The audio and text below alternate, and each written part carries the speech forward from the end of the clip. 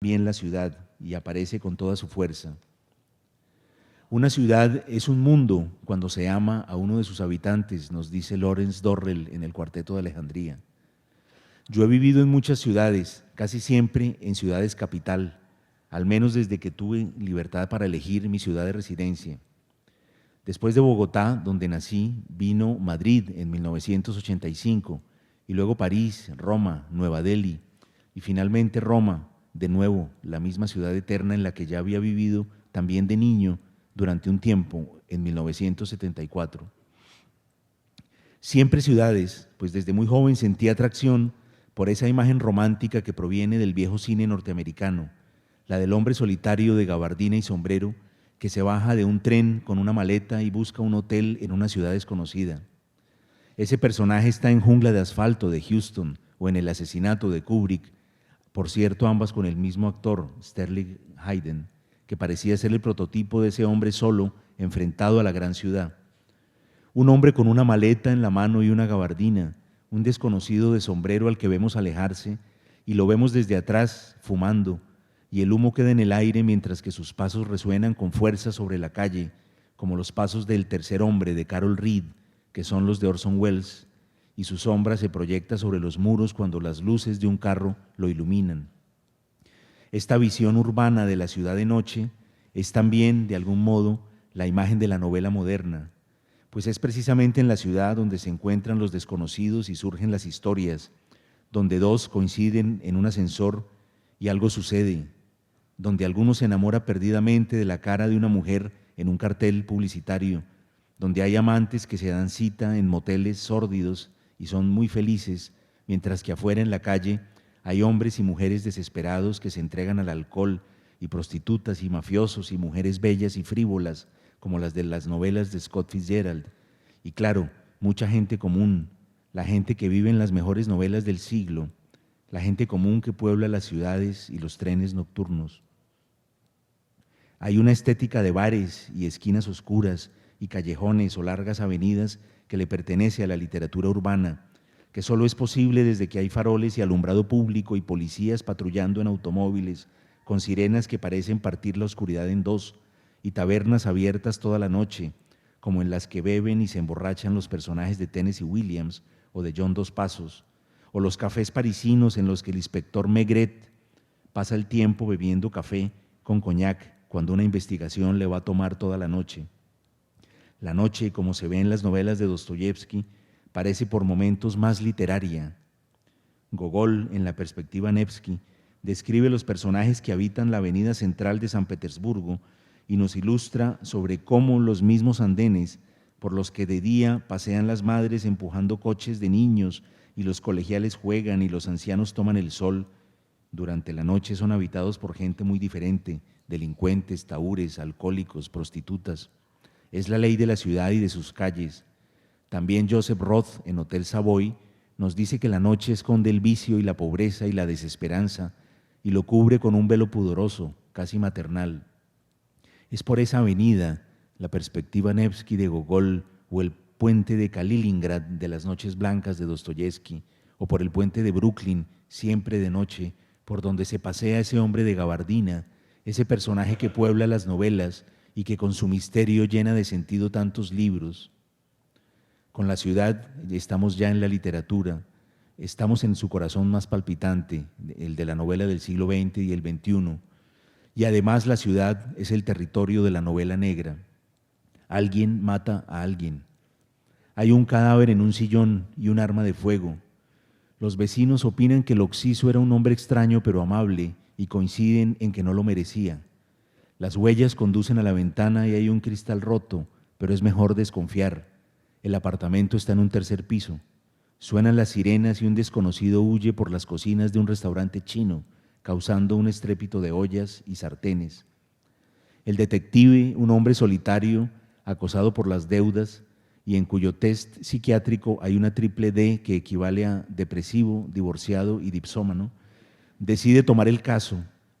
Investiga y persigue, pregunta, irrumpe con violencia en extraños domicilios nocturnos, encuentra indicios, golpea a un drogadicto un poco más de la cuenta y obtiene el nombre de una casa de masajes, hace conjeturas, se desvela y por lo general al amanecer llega a conclusiones escalofriantes. Vivimos en un mundo extraño y las urbes anónimas despiertan al monstruo que duerme en ciertos transeúntes. Personas con historias infantiles que podrían ponernos la piel de gallina, sufrimientos atroces que solo pueden ser atenuados con altas dosis de alcohol, drogas, sexo frenético y brutal entre actores desesperados. Una vida es poca vida y vale poco. La corrupción y el delito son tan banales como el atardecer o la lluvia o los disparos en las cafeterías. Hemos perdido el decoro, ya nadie respeta nada. Mesero, sírvame un café debajo de la mesa. El detective camina al lado de un puente peatonal repleto de grafitis y moho. La poesía de los callejones está siendo escrita con dedos embarrados de crack y alguien duerme en el cubo de la basura al fondo, junto al cadáver de un gato. El hospital de poetas está lleno a reventar y ninguno quiere irse. Buggy, el aceitoso, el mercenario urbano de Fontana Rosa, le dice a un amigo: cuando en Quinta Avenida te estrangule un drogadicto pervertido, recuerda dónde reside el encanto de los poetas, en que viven poco, son efímeros. El detective, bebiendo un vaso de bourbon ante un mesero sonámbulo, evoca la sonrisa de una mujer y se retira una lágrima. Luego, en silencio, paga el consumo y camina hasta la puerta, la empuja haciendo rechinar los goznes y se pierde entre las sombras, pateando una lata vacía de refresco, leyendo el titular de una hoja de periódico mecida por el viento. En el fondo, él es tan frágil y solitario como los monstruos que persigue. Este detective ya no es el mismo de antes. El primero de todos, si dejamos de lado a Edipo Rey, es Auguste Dupin, creado por Edgar Allan Poe en su cuento Los crímenes de la Rue Morgue. Un hombre elegante y lúcido que se mueve por los salones de la aristocracia. Es el modelo de Sherlock Holmes y Hercule Poirot. Y el crimen es sobre todo un enigma que reta su enorme inteligencia. Estamos en la primera mitad del siglo XX. Son novelas de salón. El mayordomo es sumamente sospechoso. El cadáver estaba en el baño, afeitándose. Los parientes beben té y copas de Jerez o Bristol Cream. La esposa del muerto está francamente nerviosa y responde con evasivas. El cuñado evoca los golpes en la puerta de Macbeth. La secretaria se repasa los labios de carmín y dice por tercera vez que a esa hora estaba con su marido. La solución del enigma llega de pronto a la mente del detective a través de un indicio, algo que desata una complicada álgebra mental, y al final todo está claro. Los criminales usan objetos refinados, dagas y estatuillas de jade, y su móvil en ciertos casos es poético o filosófico. Buscan el crimen perfecto. Luego la novela negra norteamericana cambia las cosas. Suben los grados de alcohol, pasamos al whisky de centeno y a la ginebra Gilbey's. Los asesinos ya no son aristócratas, sino personas desesperadas y marginales, o inmigrantes que buscan un lugar en el mundo. Aparecen los barrios bajos y la periferia de Los Ángeles, Chicago, Nueva York, las afueras de Baltimore. Raymond Chandler y Dashiell Hammett pululan por ahí y sus detectives son perfiles, sombras proyectadas en la pared.